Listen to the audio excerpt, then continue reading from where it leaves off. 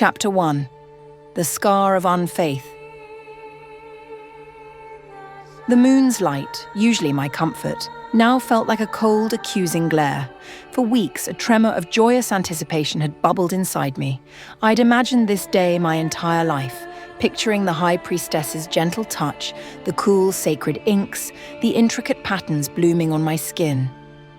Like my mother and her mother before her, I would finally bear Ilune's blessing, becoming a true daughter of the moon, ready to walk the path of a priestess. My heart swelled with pride and a quiet sense of destiny. But when my turn came, standing before the High Priestess, my anticipation curdled into raw humiliation. Her ancient hand reached for my cheek, then recoiled, not with warmth, but with a chilling absence. Her eyes, usually pools of serene wisdom, clouded with an expression I couldn't quite decipher. "Your spirit lacks the true devotion, child." Her voice, usually a soothing melody, was now a heavy sigh. "Ilune's light does not fully embrace you. Your faith is incomplete." Incomplete, the word echoed in the sudden horrified silence. My peers, their faces already adorned with shimmering lunar patterns, whispered and averted their eyes. Shame burned me, then a crushing despair. And finally, a raw, blistering resentment. My face remained bare, a stark, empty canvas next to their glowing marks. The dream of serving Ilune, of becoming a priestess just like my mother, withered and died, leaving only a bitter, hollow space. I withdrew, the rejection a physical ache in my chest. My family, though kind, seemed to subtly distance themselves, unsure how to comfort a daughter Ilune had seemingly forsaken. Other night elves looked at me with pity or suspicion, their gazes lingering on my unmarked skin. I was an outcast in my own home, a shadow among the blessed. The once comforting moonlight now felt like a mocking spotlight on my bare face. Nights were the worst.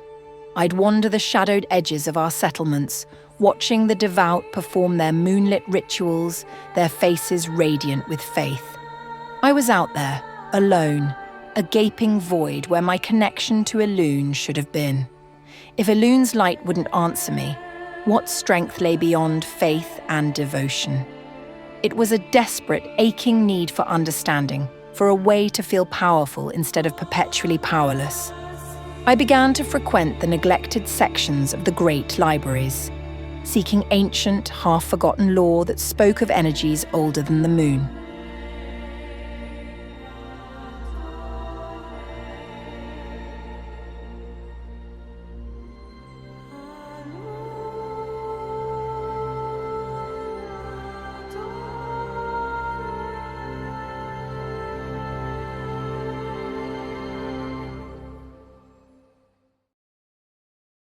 Chapter 2. Whispers of a Different Light.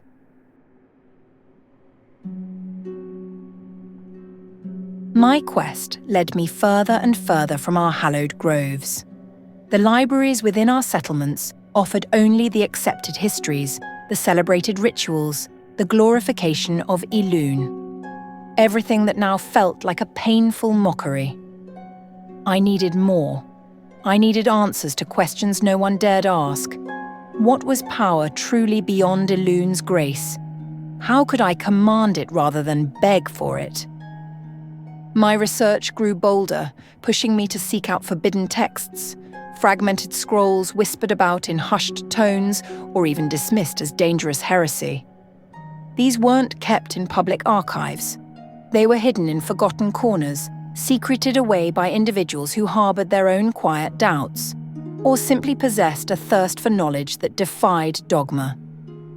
In these illicit writings, I found fleeting references to ancient highborn practices, their mastery of pure arcane energy, and tales of their fall not just to hubris, but to forces far older and more primal than Ilune's light. These texts hinted at ruins, long abandoned and supposedly cursed, where the remnants of their untamed power still lingered. It was one such fragmented map, A crude sketch gleaned from a scorched parchment detailing an old highborn observatory that finally guided me. It was said to have once channeled the very essence of the stars, not just Elun's reflected light. If power existed, raw and independent of faith, I reasoned, it would be found in a place like this. My journey to the ruin was long and arduous. I travelled alone under the shadowed canopy of the forest, feeling more at home in its solitude than I ever did among my own kind now. The crumbling remains were vast, overgrown, and radiating an unsettling aura. Deep within, amidst the dust and shadows of a long-abandoned chamber, that the whisper found me. Not a voice, at first, but a subtle presence, a ripple in the very air. It felt drawn to my despair, to that deep, unfulfilled longing for a power denied. A shadowy, vaguely humanoid form coalesced from the gloom, its eyes like embers in the darkness. It was a satyr, I realized, though its monstrosity was cleverly veiled, its true nature only hinted at. "You are here," the voice rasped, smooth as polished obsidian, yet carrying an unsettling echo. It wasn't a question. "Just as I knew you would be." My heart hammered. Who are you? What do you want? I gripped the hilt of my dagger, a futile gesture against such a presence. The satyr chuckled, a sound like dry leaves skittering across stone. "My name is irrelevant. What I want is to offer you what you truly seek, what you were denied." Its gaze dropped, lingering pointedly on my unmarked cheek.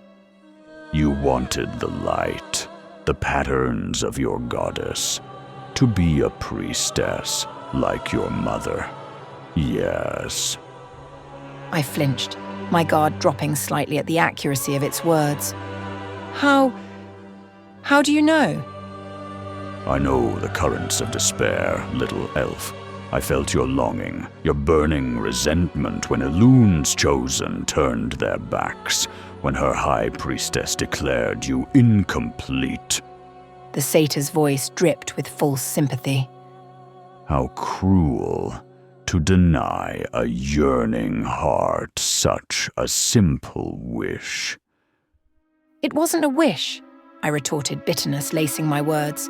It was my destiny, my birthright, and she, Elun, didn't want me.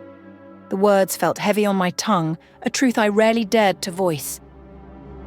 Didn't want you, the satyr scoffed. Or perhaps she feared what you truly are, what you could become. Her power is conditional, child. It flows only through the channels she permits. It is a leash disguised as a blessing. What if you desire to protect your people, and Elun simply doesn't answer? What if you face a foe that her light cannot banish? A cold knot formed in my stomach. It was a question I'd secretly grappled with. Then you pray harder. You have faith. The satyr laughed outright this time, a harsh, grating sound.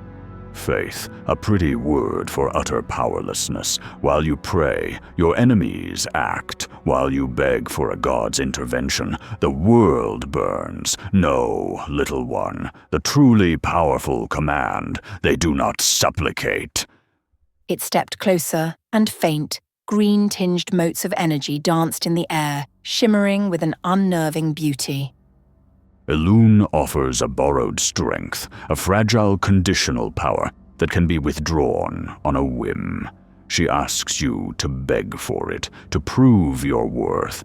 But I offer you a different path, a true path to the power you were denied.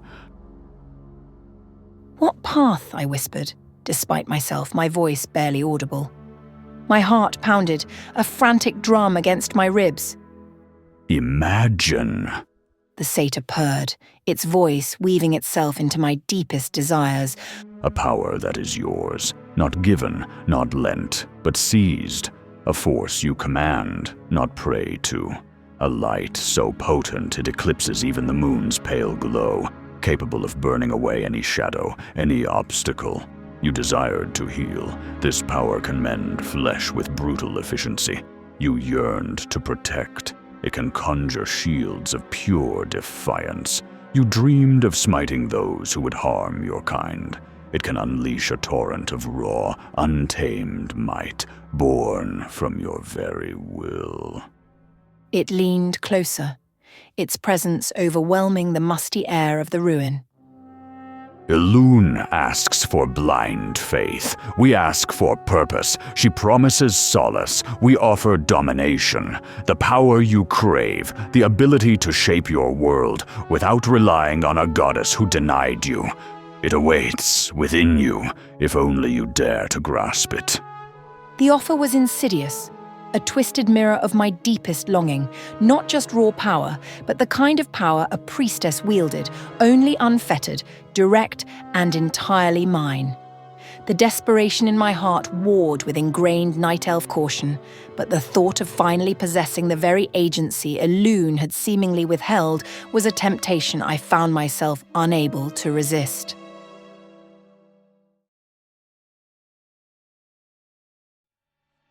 Chapter 3. The Embrace of Power.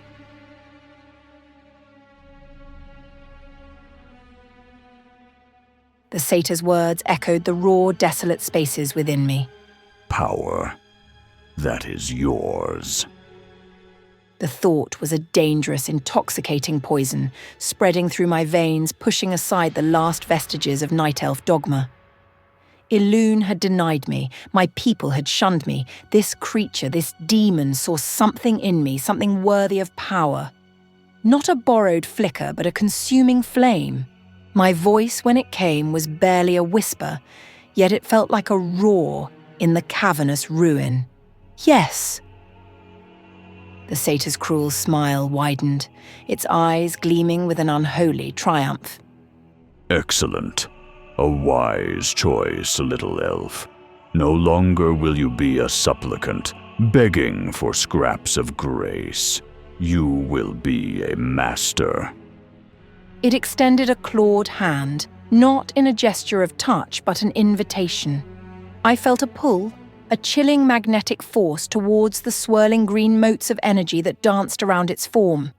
It was repulsive yet compelling, like staring into an abyss that promised both destruction and enlightenment. To command this power, the satyr rasped, its voice filling my mind, bypassing my ears. You must cast aside the false comforts of your old gods. You must embrace the primal truth, that strength comes from will, from domination, from the willingness to seize what others merely dream of.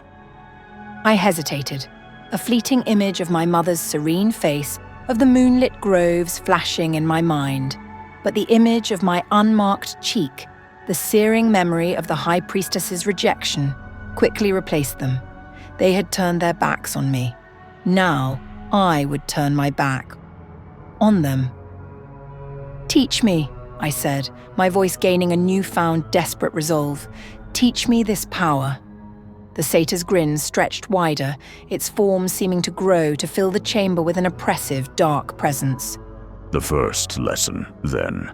This power is not given. It is taken. It feeds on emotion, on chaos, on the very essence of defiance. You must be willing to sacrifice, not of blood, not yet, but of belief, of hope, of everything that binds you to the pale light you once worshipped. It gestured, and a shimmering, obsidian-like shard materialized in the air before me. It pulsed with a faint, sickly green glow, radiating an unsettling warmth. Take it.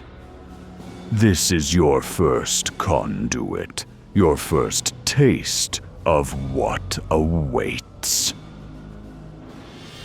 My hand trembled as I reached for the shard. It felt cold at first, then burned with an internal fire that seemed to scorch my very soul. A torrent of images, of raw, untamed energies, of screaming demons and worlds consumed by green fire, assaulted my mind. It was terrifying, overwhelming, yet beneath the fear, a thrill, a deep, unsettling satisfaction began to bloom. This was power. Raw, undeniable, and entirely mine. As the shard settled in my grip, a sharp, searing pain shot through my body, as if molten lead coursed through my veins. My vision blurred, and the world spun. When my sight cleared, the satyr was gone, but the air crackled with a malevolent energy I had never felt before.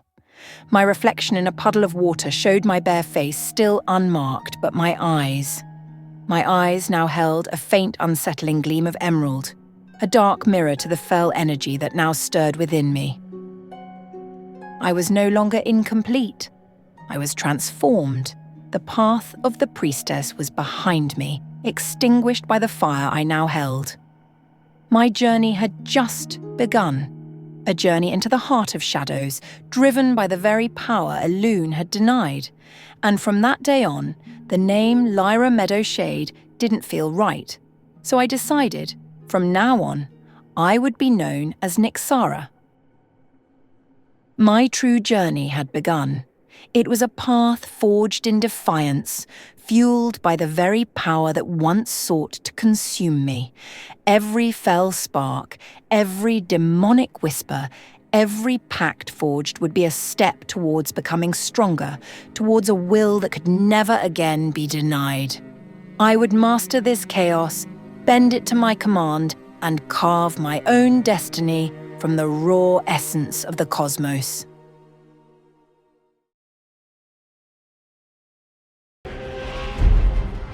And what, Gul'dan, must we give in return? Everything.